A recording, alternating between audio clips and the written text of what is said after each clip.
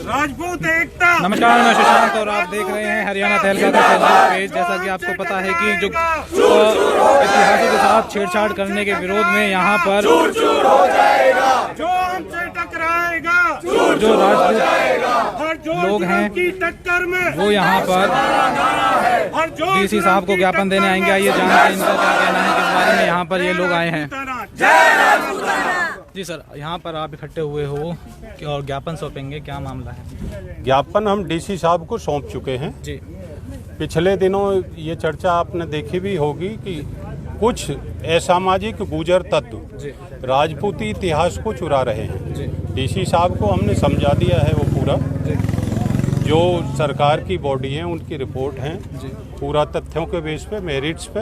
मैंने कहा यदि आप इसे मेरिट्स पे डिसाइड करते हैं तो ठीक है। हमने गुजर संप्रदाय को पहले भी एक प्रपोजल भी भेजा था, क्योंकि राजपूत हमेशा देश प्रेमी रहे, देश के लिए शहादत दी है, तो हमने एक उनके लिए समझौता प्रयास भेजा था कि भाई आप इसे गुजर और क्षत्रिय में न करके राजपूत भी नहीं लिखो और गुजर भी नहीं लिखो, आप इसे हिंदू सम्राट लिख दीजिए।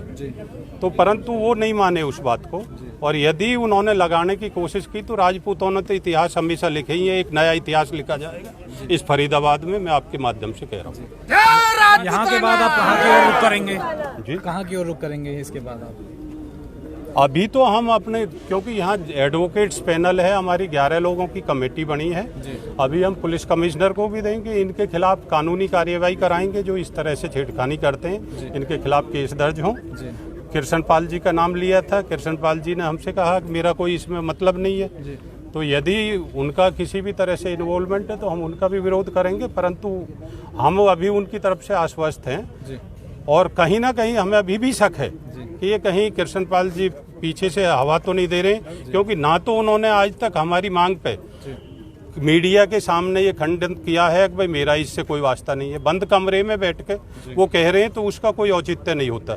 और फिर यदि उनके नाम का कोई मिसयूज कर रहा तो अब तक उनके खिलाफ केस दर्ज क्यों नहीं कराया उसने?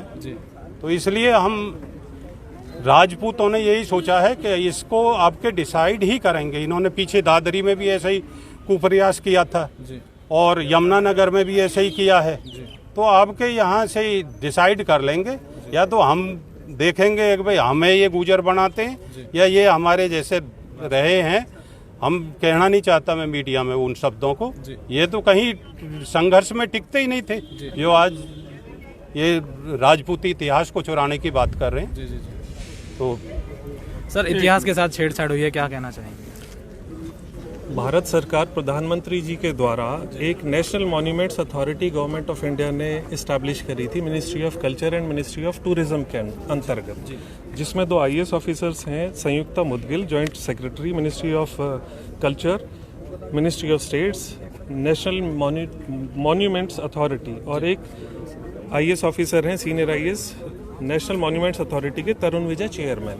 इन्होंने 34 पेज की एक टोटल रिपोर्ट अपनी प्रधानमंत्री जी की डायरेक्शंस पे पेश करी, जो कि पब्लिकल है, गवर्नमेंट की वेबसाइट पे कोई भी व्यक्ति इसे देख सकता है। ये सारे डॉक्यूमेंट मेरे पास हैं, यदि आप देखना चाहें तो आप देख सकते हैं। ये जो national monuments authority government of India ministry of culture founder of Delhi, जिसमें जो राजा थे वहाँ किंग अनंगपाल तोमर द्वितीय ये नाम लिखा गया, और ये रिपोर्ट जो कंक्लूड की गई, इसमें जो एसोसिएटिंग पार्टनर्स थे जिन्होंने अपने अपने विचार रखे, Shri Prahlad Singh Patel honourable minister of states ministry of culture and ministry of tourism government of India की अध्यक्षता में ये सारी कंक्लूजन हुआ, और जिसके अंदर जो मेंबर्स रहे हैं इस विषय में वो Indian council for cultural relations, UPSC union public service commission, university grant commission, Punjab university Chandigarh, Jawaharlal Nehru university, university of Delhi, IIT Kanpur, national council of educational research and training, भारतीय इतिहास संकलन समिति, Indian council for historical research, और ये सारी गवर्नमेंट इंस्टीट्यूशंस जो थे, इनके जितने भी चीफ थे, चेयरमैन या वाइस चांसलर लेवल के, इनके टोटल 29 मेंबर्स ने इसके अंदर पार्टिसिपेशन किया। उन सभी का नाम मैं बताता हूँ। सबसे पहले कंक्लूजन देख लीजिए कि a study of the excavated remain revealed a sequence of 2 cultural periods only, period 1, Rajput period, middle of the 11th century to the end of the 12th century AD.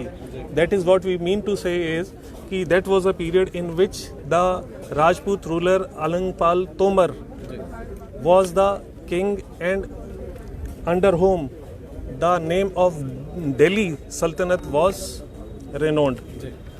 दूसरा, ये जो 29 मेंबर्स इसके अंदर members रहे, इसके participation जिन्होंने किया, आप ये 29 मेंबर्स की लिस्ट देखेंगे जिसमें से केवल एक व्यक्ति राजपूत समाज से बिलोंग करता था, बाकी 28 जो थे दूसरे समाज के थे। और उन 29 व्यक्तियों में मैं अगर नाम लूँ कि प्रोफेसर पीसी जोशी जो कि वाइस चांसलर दिल्ली यूनिवर्सिटी के हैं, प्रोफेसर राजकुमार वाइस चांसलर पंजाब यूनिवर्सिटी के, doctor DP Singh chairman university grant commission के चेयरमैन है, ये एनसीईआरटी के चेयरमैन है, आर्कियोलॉजिकल डिपार्टमेंट के चेयरमैन है, और जितनी भी गवर्नमेंट की ये 16 इंस्टीट्यूशंस हैं, गवर्नमेंट ऑर्गेनाइजेशंस हैं। तो भारत सरकार के तत्वाधान में ये जो कमेटी बनी थी, इसने सारा सर्वे करके ये डिक्लेयर किया कि महाराजा आनंदपाल तोमर जो दिल्ली अधिपति थे, ये राजपूत सम्राट थे, इनका गुर्जर वंश से कोई भी लेना देना नहीं था।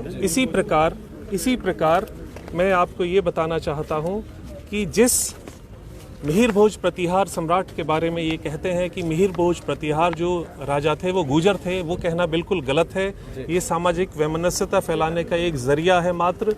इसके अंदर ये लोग दो संप्रदाय विशेषों में कुछ अनसोशल एलिमेंट्स, दो संप्रदाय विशेषों में हमारा गुर्जरों का और राजपूतों का बहुत अच्छा भाईचारा रहा है, पर उसमें जहर घोलने का कुछ लोग काम कर रहे हैं अपने राजनीतिक, अपने मुद्दों को साधने के लिए, अपने हितों को साधने के लिए। और इसके अंदर मैं आपको दिखा रहा हूँ जो वंशज हैं सम्राट मिहिर भोज प्रतिहार जी के, उनका एक लेटर है ये। राजकुमार अरुणोदय सिंह परिहार जो कि नागौद में रियासत थी इनकी जो डायनेस्टी थी वो नागौर में राज करती थी, वहाँ इनका किला आज भी बना हुआ है और ये प्रेजेंट वंशज है। इसमें साफ साफ इन्होंने लिखा है कि गुर्जर शब्द जो है, गुर्जर शब्द केवल एक क्षेत्र विशेष का नाम था, ना कि किसी संप्रदाय का। देखिए फर्क समझिए, एक गुर्जर और एक गुर्जर। तो गुर्जर गुजरात से बना है, इसलिए वो गुर्जराधिपति कहलाते थे, और जो दिल्ली का विजेता होता था वो दिल्लीपति कहलाता था। तो इस गुर्जरपति जो राजा जो रहे वहाँ पे मिहिर भोज प्रतिहार जी, जो उनके वंशज हैं, डायरेक्ट उनकी नागभट्ट द्वितीय से लेकर के आज तक की सारी उनकी जो विकिपीडिया है और जो उनके परिवार का विवरण है वो सारा इसके अंदर संकलित है। कहीं ना कहीं इतिहास से छेड़छाड़ की गई है। एक चीज, हाँ बिल्कुल, इतिहास से छेड़छाड़ कैसे की गई है? ये गजट नोटिफिकेशन नंबर 210 दिनांक 6 दिसंबर 1996 का देखिए। इस डॉक्यूमेंट के आधार पर जो ओबीसी की कैटेगरी हरियाणा के अंदर डिटेल्ड की गई और जो नॉर्दर्न इंडिया के अंदर डिटेल की गई, उसमें साफ साफ लिखा गया कि ये शब्द गुज्जर है, GUJJAR, nobody is meant as a Gurjar. और गुर्जर शब्द मैंने पहले भी आपको डिफाइन किया कि गुर्जर शब्द गुजरात से बना है, और जो गुजरात के ऊपर विजेता था, जो वहाँ का राजा था, उसे गुर्जर नरेश या गुर्जरपति कहा जाता था। इसी प्रकार जो राजस्थान का राजा था उसे राजस्थानपति या राजस्थान नरेश, या ये संप्रदाय विशेष से कोई इसका तात्पर्य नहीं था। पर ये भ्रांतियां इसीलिए फैलाई जा रही हैं, अपने राजनीतिक हितों को साधने के लिए कुछ लोग ऐसा दुष्प्रचार कर रहे हैं, और हमारा आपस में जो गुर्जर समुदाय से जो भाईचारा है उसे खराब करने की कोशिश की जा रही है। मैं इस समस्त गुर्जर समाज से भी यही प्रार्थना करूंगा, ये भाईचारे को ना बिगाड़ें और इतिहास से छेड़खानी बंद करें। और ये क्षत्रिय राजपूत राजा थे और इतिहास बिल्कुल गवाह है, और सभी लोग जानते हैं, बच्चा बच्चा जानता है कि पृथ्वीराज चौहान कौन थे, मिहिर भोज कौन थे, और ये जो तीसरे आनंदपाल तोमर जी कौन थे। पर क्योंकि इतिहास से छेड़खानी शायद ये लोग आमादा हैं अपने इन कथनों के ऊपर, इसलिए ये शायद हमारे बीच में एक जातिगत वैमनस्यता फैलाने की कोशिश कर रहे हैं। आपके माध्यम से भी यही अनुरोध है कि इन्हें उचित मार्गदर्शन दिया जाए, जो लोग ऐसा काम करने की कोशिश कर रहे हैं, ताकि 8 अगस्त 2021 को जो इन्होंने एक कार्यक्रम रखा है इन दो मूर्तियों के अनावरण के लिए, वो चीज़ रोकी जाए। धन्यवाद। सर, आप कुछ कहना चाहते हैं? मैं नरेंद्र सिंह एडवोकेट, गांव कोराली से। हमारा जो ये क्षेत्र रहा है, चाहे गुड़गांव, फरीदाबाद, हमारे यहाँ काफ़ी राजपूत नेता रहे। यहाँ से बहुत पहले 52 से लेकर 62 तक कुंवर गुरदत्त सिंह जी MLA रहे थे, मेरे पिताश्री थे।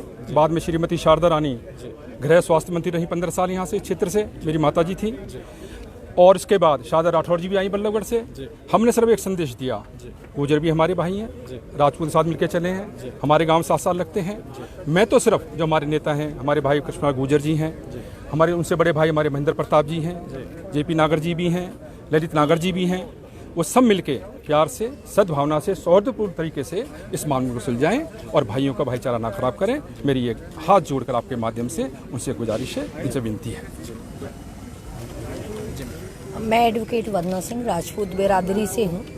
मेरा कहना ये है कि आज इतिहास के साथ छेड़छाड़ करना, जो कि हजारों पहले इतिहास रचा गया है, आज गुर्जर समाज हमारे वंशज को अपना वंशज कहना चाह रहे हैं। मेरा गुर्जर समाज से यही निवेदन है कि जो इनके अतिथि बन के आ रहे हैं कृष्णपाल गुर्जर जी, कि वो ऐसी चीज़ें ना करें, ताकि हमारे इतिहास रचे गए हैं, राजपूतों ने इतिहास रचा, राजपूतों ने रजवाड़े दिए इस देश के लिए, अपनी कुर्बानियाँ दी। लेकिन आज गुर्जर समाज अपना इतिहास अगर हमारे वंशज को अपना वंशज कहता है तो उनका इतिहास काले अक्षरों में लिखा जाएगा, काली शाही से लिखा जाएगा। अगर कोई कृष्णपाल गुर्जर जी ये कहते हैं कि उनका ये चीफ गेस्ट कहा गया है उनको, अगर वो इस मूर्ति का, इन जो हमारे महाराज हैं, हमारे सम्राट हैं, उनका अनावरण करते हैं तो उनका इतिहास काले अक्षरों में लिखा जाएगा। अगर देखो, इतिहास के साथ छेड़छाड़ करना देश के साथ छेड़छाड़ करना है। ये राजपूत समाज की ही बात नहीं है। आज राजपूतों के वंशज को अपना कहना, कल को पंडितों के वंशज को भी अपना कहेंगे। जिन्होंने देश के लिए काम करा, जिन्होंने अपनी कुर्बानियां देश के लिए दी, तो कल को गुर्जर समाज जो अनावश्यक भ्रांतियां फैला रहे हैं, हमारे समाज में एक वैमनस्य पैदा करना चाहते हैं, तो कल को अगर ये खाली राजपूत समाज के तो वंशज की बात है, हम तो चलेंगे ही, हम तो अपनी लड़ाई लड़ेंगे ही। ये देश की लड़ाई है, ये देश के हर इंसान की लड़ाई है, क्योंकि इतिहास के साथ छेड़छाड़ करना देश के साथ छेड़छाड़ करने के बराबर है। आज सारा राजपूत इकट्ठा हुआ है, कल को देश की हर जाति इनके खिलाफ खड़ी होगी और गुर्जर समाज को शर्मसार होना पड़ेगा। तो मैं गुर्जर समाज को यही कहना चाहती हूँ कि जो भी इन हमारी प्रतिमाओं का, हमारे वंशजों का अनावरण करेगा, उनका इतिहास काले अक्षरों में लिखा जाएगा और गुर्जर समाज का बच्चा भी ये कहेगा कि हमारा इतिहास इन्होंने चोरी करके रचा है। तो मैं गुर्जर समाज को ये समझा देना चाहती हूँ कि सभी पढ़े लिखे अपना इतिहास पढ़ें, हमारा इतिहास पढ़ें और ये जाने कि हम किसके वंशज हैं और ये किसके वंशज हैं। हमारे वंशज को अपना वंशज कहने की कोशिश ना करें, क्योंकि हम कानून की लड़ाई भी लड़ेंगे और हम राजपूत अपनी आन मान शान के लिए हर तरीके से मैदान में उतरेंगे। राजपूत समाज का यह कहना है कि अगर मूर्तियों का अनावरण होता है तो यह काले अक्षर में लिखा जाएगा।